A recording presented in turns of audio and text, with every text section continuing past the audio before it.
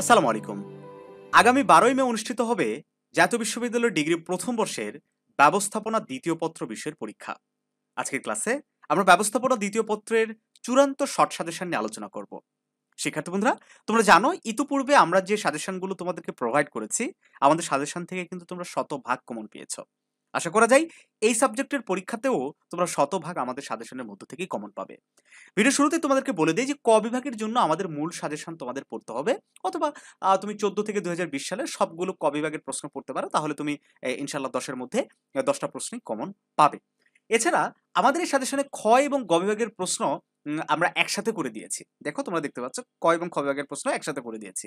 এটার কারণ হচ্ছে যে এই সাবজেক্টটার খ বিভাগের প্রশ্নগুলো অনেক সময় গ বিভাগে চলে আসে, আবার গ বিভাগের অনেক প্রশ্ন খ বিভাগে চলে আসে। এখন তাহলে তোমরা প্রশ্ন করতে পারো যে স্যার আমরা তাহলে অ্যান্সারটা কিভাবে করব? কারণ খ বিভাগের একটা প্রশ্ন যতটুকু লিখতে হয়, গ বিভাগের একটা প্রশ্ন তো অনেক বেশি লিখতে হয়, মার্কসও বেশি থাকে। সেক্ষেত্রে আমি তোমাদেরকে পরামর্শ দিব, অবশ্যই আমি আগেও বরাবরই এই কথাটা বলি যে যখন তুমি একটা প্রশ্ন পড়বা অবশ্যই বুঝে পড়ার চেষ্টা করবা। বুঝে পড়লে হবে কি, যদি খ বিভাগে আসে তাহলে তুমি ছোট করে লিখবা, আর যদি গ বিভাগে আসে ওই প্রশ্নটা তুমি আরো একটু বড় করে লিখবা, ডিটেলসে লেখার চেষ্টা করবা। ওকে, দেখো প্রশ্ন দেখো। ১ নম্বর প্রশ্ন, ব্যবস্থাপনার সামাজিক দায়িত্ব বলতে কি বোঝায়? আর খ নাম্বারে প্রশ্ন হচ্ছে যে সমাজের বিভিন্ন পক্ষের প্রতি ব্যবস্থাপনার সামাজিক দায়িত্ব বর্ণনা করো। দেখো এখানে একটা বিষয় হচ্ছে কি, তোমরা আবার প্রশ্ন করো যে ভাইয়া এই দুইটা মিলে কি একটা প্রশ্ন? হ্যাঁ, দুইটা মিলিয়ে একটা প্রশ্ন। ক ক প্রশ্ন আর খ প্রশ্ন। ক প্রশ্নটা একটু ছোট হয়, খ প্রশ্নটা আরেকটু বড় লিখতে হবে। দুইটা মিলে কিন্তু ১০ মার্ক তোমাকে দিয়ে থাকে গ বিভাগের প্রশ্নের ক্ষেত্রে। আর ক বিভাগ হলে একটু মার্কস কম থাকে। হয়তো একটা প্রশ্ন দিয়ে দেয় সেক্ষেত্রে। ঠিক আছে? ভালো করে বোঝো। ২ নম্বর প্রশ্ন হচ্ছে টেলরকে কেন বৈজ্ঞানিক ব্যবস্থাপনার জনক বলা হয়? খ খ নম্বর প্রশ্ন যে বৈজ্ঞানিক ব্যবস্থাপনার মূলনীতিগুলো লিখো। ৩ নম্বর প্রশ্ন, পরিকল্পনা কেন প্রয়োজন?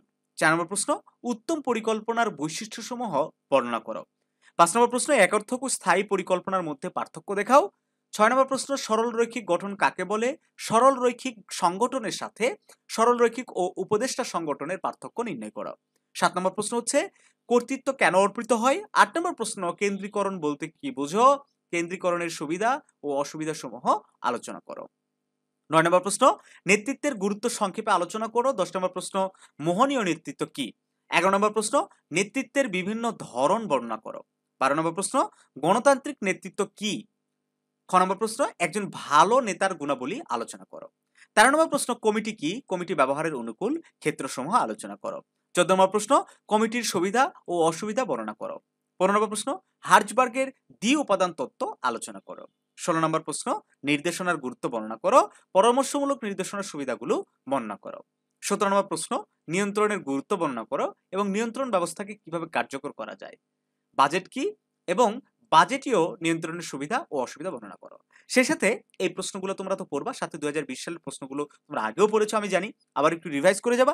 আশা করি এই প্রশ্ন প্লাস ২০২০ এর মধ্যে তোমরা 100% প্রশ্ন কমন পাবে ইনশাআল্লাহ। শিক্ষার্থী বন্ধুরা, তোমরা যারা এই ভিডিও দেখছো তারা অবশ্যই স্ক্রিনশট দিয়ে নিবা, অথবা প্রশ্নগুলো খাতায় তুলে নিয়ে আয়ত্ত করে ফেলবা, অথবা মাত্র ৫০ টাকার বিনিময়ে এই সাবজেক্টের পিডিএফ ফাইলও তুমি ক বিভাগ সহ সংগ্রহ করে নিতে পারো। তো ভালো থাকো সবাই। এটি তোমাদের শেষ পরীক্ষা। আশা করছি প্রথম বর্ষে তোমরা অনেক ভালো পরীক্ষা দিয়েছো। সেকেন্ড ইয়ার থেকে যে ভুলগুলো তুমি ফার্স্ট ইয়ারে করেছো, সেই ভুলগুলো যেন সেকেন্ড ইয়ার পুনরাবৃত্তি না ঘটে, এজন্য বছরের শুরু থেকে পড়াশোনা শুরু করবা। তার জন্য আমাদের যে বছরের শুরু থেকে মেন্টর কোর্স শুরু হয়, সেই কোর্সে তুমি ভর্তি হতে পারো। বছরের শুরু থেকে আমাদের গাইডেন্সের আন্ডারে তুমি চাকরি করো, সংসার করো, যা করো, দিন শেষে একটা সময় তুমি রাখবা যে পড়াশোনার জন্য ০.৫ ঘন্টা ১ ঘন্টা। ঠিক আছে? আমাদের সাথে থেকে যদি রুটিন ভাবে পড়াশোনা বছরের শুরু থেকে করতে পারো, অনায়াসে অনেক ভালো কিছু করতে পারবা। দেখো ডিগ্রিতে ভর্তি হয়েছে কি হয়েছে? তুমি যেখানেই পড়াশোনা করো, সেখান থেকে যদি তুমি ভালো কিছু করার চেষ্টা করো, তো অবশ্যই ভালো কিছু হবে। ঠিক আছে? জাস্ট প্রয়োজন একটু পরিশ্রম, কনসিস্টেন্সি বজায় রাখার। ভালো থেকো সবাই। দেখা হবে নতুন কোনো ভিডিওতে। আমাদের সাথে যোগাযোগ করার বিস্তারিত ভিডিও ডেসক্রিপশন বক্সে দেওয়া আছে।